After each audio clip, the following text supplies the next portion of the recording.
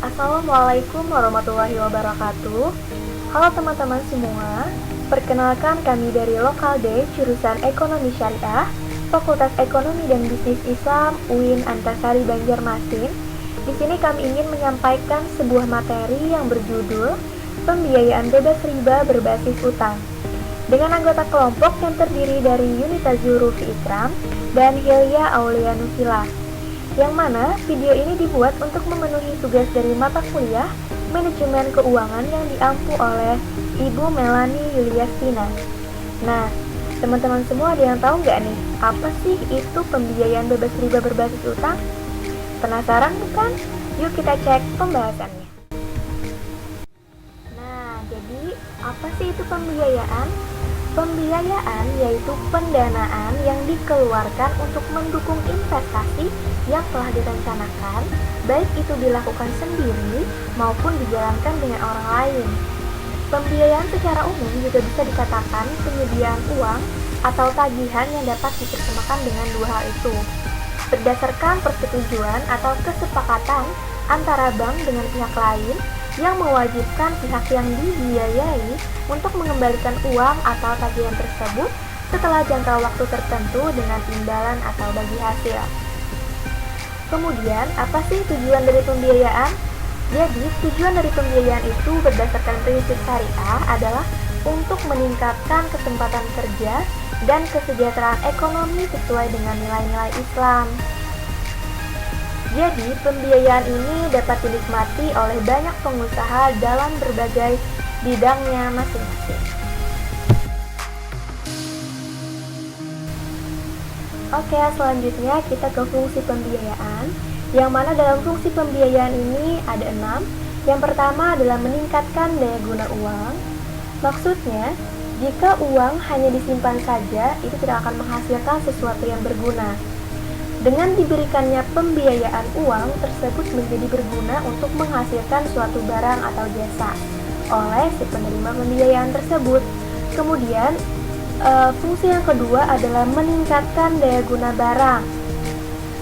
Pembiayaan yang diberikan oleh bank akan dapat digunakan oleh si debitur untuk mengolah barang yang tidak berguna menjadi berguna atau bermanfaat misalnya. Kemudian selanjutnya adalah meningkatkan peredaran uang. Dalam hal ini, uang yang disalurkan akan beredar dari satu wilayah ke wilayah lainnya, sehingga suatu daerah yang kekurangan uang, dengan memperoleh pembiayaan tersebut, maka daerah tersebut akan memperoleh tambahan uang dari daerah lainnya. Selanjutnya adalah stabilitas ekonomi. Dengan memberikan pembiayaan dapat dikatakan sebagai stabilitas ekonomi. Karena apa? Karena dengan adanya pembiayaan yang diberikan akan menambah jumlah barang yang diperlukan oleh masyarakat. Kemudian dapat pula pembiayaan membantu dalam mengekspor barang dari dalam negeri ke luar negeri sehingga meningkatkan devisa negara. Kemudian fungsi yang selanjutnya adalah sebagai jembatan untuk meningkatkan pendapatan nasional. Nah, jadi apabila seorang pengusaha nih memiliki perusahaan yang berkembang secara terus-menerus, akan memiliki profit yang meningkat. Hal itu akan menyebabkan pajak perusahaan tersebut juga akan bertambah yang digunakan untuk merangsang kegiatan ekspor, di mana hal tersebut akan menghasilkan pertambahan devisa negara. Kemudian untuk fungsi yang terakhir adalah sebagai alat hubungan ekonomi internasional.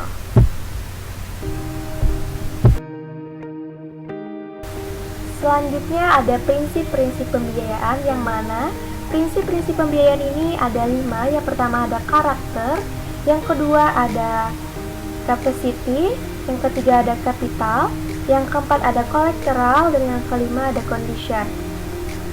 Nah, untuk yang pertama itu adalah karakter, yang mana itu adalah penilaian terhadap karakter atau kepribadian calon penerima pembiayaan dengan tujuan untuk memperkirakan kemungkinan bahwa penerima pembiayaan dapat memenuhi kewajibannya atau tidak. Kemudian yang kedua ada capacity, yaitu penilaian secara subjektif tentang kemampuan penerima pembiayaan untuk melakukan pembayaran. Kemampuan ini diukur dengan catatan prestasi penerima pembiayaan di masa lalu yang didukung dengan pengamatan di lapangan atas sarana usahanya seperti toko, karyawan, alat-alat pabrik, serta metode-metode kegiatannya. Kemudian selanjutnya ada kapital, yaitu penilaian terhadap kemampuan modal yang dimiliki oleh calon penerima pembiayaan yang diukur dengan posisi perusahaan secara keseluruhan yang ditujukan oleh rasio finansial dan penekanan pada komposisi modalnya. Kemudian yang keempat ada collateral, maksudnya itulah jaminan yang dimiliki calon penerima pembiayaan. Penilaian ini bertujuan untuk lebih meyakinkan bahwa jika suatu resiko kegagalan pembayaran terjadi, maka jaminan dapat dipakai sebagai pengganti dari kewajiban tersebut. Dan yang terakhir ada condition. Semisal bank syariah harus melihat kondisi ekonomi yang terjadi di masyarakat secara spesifik, melihat adanya keterkaitan dengan jenis usaha yang dilakukan oleh calon penerima pembiayaan. Hal tersebut karena kondisi eksternal berperan besar dalam proses berjalannya usaha calon penerima pembiayaan. Jadi pembahasan selanjutnya yaitu tentang riba. Riba adalah ziyadah atau tambahan. Riba adalah praktik pembebanan bunga keuangan atau premi atas jumlah uang pokok. Istilah riba merujuk pada kelebihan, tambahan, dan surplus, serta kata kerja yang berkaitan dengan kata ini berarti meningkatkan, melipat gandakan, melebihkan, mengambil lebih dari yang seharusnya, atau melakukan praktik peminjaman uang dengan bunga yang tinggi. Secara garis besar, riba dikelompokkan menjadi dua, yaitu riba utang piutang dan riba jual beli. Kelompok pertama terbagi lagi menjadi riba qard dan riba jahiliyah. Adapun kelompok kedua yaitu riba jual beli terbagi menjadi riba qard dan riba nasi'ah. Untuk lebih jelasnya diuraikan sebagai berikut. Riba qard yaitu suatu manfaat atau tingkat kelebihan tertentu yang disyaratkan terhadap yang berutang. Yang kedua, riba jahiliyah, utang dibayar lebih dari pokok karena peminjam tidak mampu membayar utangnya pada waktu yang ditetapkan. Yang ketiga, riba qard yaitu pertukaran antar barang sejenis dengan kadar atau takaran yang berbeda. Sedangkan barang yang dipertukarkan itu termasuk dalam jenis barang riba. Yang keempat, ada riba nasi'ah, yaitu penangguhan penyerahan atau penerimaan jenis barang ribawi yang dipertukarkan dengan jenis barang ribawi lainnya. Riba ditinjau dari berbagai aspeknya, yakni ada riba dalam pandangan Islam dan juga riba dalam perspektif ekonomi. Yang mana untuk riba dalam pandangan Islam di sini dikatakan bahwa sesungguhnya Allah mengharamkan riba dan riba merupakan suatu dosa besar seperti dalam firman Allah dalam Quran surah Al-Imran ayat 130 yang berbunyi A'udzubillahi minasyaitonirrajim Bismillahirrahmanirrahim Ya ayyuhalladzina amanu la ta'kulur riba ad'afatan mudha'afah wattaqullaha la'allakum tuflihun, yang artinya, wahai orang-orang yang beriman, janganlah kamu memakan riba dengan berlipat ganda dan bertakwalah kepada Allah agar kamu beruntung. Kemudian Nabi Muhammad SAW juga telah melarang umatnya dari riba dan memberitakan bahwa riba termasuk 7 perbuatan yang menghancurkan, sebagaimana disebutkan dalam hadis An Abi Hurairah radhiyallahu anhu an-nabiy sallallahu alaihi wasallam qala jitanibu syab'al mubiqati qalu ya Rasulullah wa ma hunna qala syirku billah wa syihru wa qatlun nafsi allati harramallahu illa bil haqqi wa aklu riba wa aklu malil yatimi wa tawalli yawmaz zahfi wa qadhful muhsanatil mu'minatil ghafilati, yang mana dari Abu Hurairah radhiyallahu anhu dari Nabi sallallahu alaihi wasallam, beliau bersabda, jauhilah 7 dosa yang membinasakan. Mereka para sahabat bertanya, wahai Rasulullah, apakah itu? Beliau menjawab, syirik kepada Allah, sihir, membunuh jiwa yang Allah haramkan kecuali dengan hak, memakan riba, memakan harta anak yatim, berpaling dari perang yang berkecamuk, dan menuduh zina terhadap wanita-wanita yang merdeka dan menjaga kehormatan, yang beriman dan yang bersih dari zina. Hadis riwayat Al-Bukhari. Kemudian selanjutnya ada riba dalam perspektif ekonomi, yang mana riba menurut teori F. Finance. Jadi teori ini mengemukakan tentang pembenaran pengambilan bunga. Menurut teori ini, ketika kreditor menahan diri, ia menangguhkan keinginannya untuk memanfaatkan uangnya semata-mata untuk memenuhi keinginan orang lain. Ia meminjamkan modal yang semestinya dapat mendatangkan keuntungan bagi dirinya sendiri. Contohnya, jika peminjam menggunakan uangnya untuk memenuhi keinginan pribadi, ia dianggap wajib untuk membayar sewa atas uang yang dipinjamnya. Ini sama halnya dengan membayar sewa terhadap rumah, perabotan, ataupun kendaraan. Selanjutnya, perbedaan baik saman ajil dan murabahah. Pertama, riba utang piutang. Utang dapat dipilah menjadi dua kelompok, yaitu utang yang muncul karena pinjam-meminjam atau qard. Yang kedua, utang yang tidak lahir dari pinjam-meminjam, seperti lahir dari jual-beli kredit atau tinggalkan sewa. Pinjam-meminjam atau qard yang dimaksud di sini bukan peminjaman barang yang digunakan manfaatnya semata, seperti meminjam sepeda untuk dipakai lalu dikembalikan. Yang kedua, biaya murabahah. Murabahah menurut Ibnu Qudamah dalam bukunya Mughni adalah menjual dengan harga asal ditambah dengan margin keuntungan yang telah disepakati. Pembiayaan murabahah sah dalam Islam, seperti disebutkan dalam Al-Quran Surah Al-Baqarah ayat 275, bahwa Allah telah menghalalkan jual beli dan mengharamkan riba. Tipe murabahah dibedakan menjadi dua macam. Yang pertama, murabahah jual beli barang pada harga asal dengan tambahan keuntungan yang disepakati.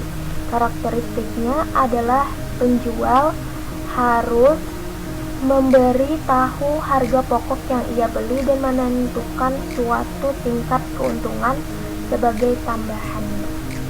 Yang kedua, murabahah kepada pemesan pembelian.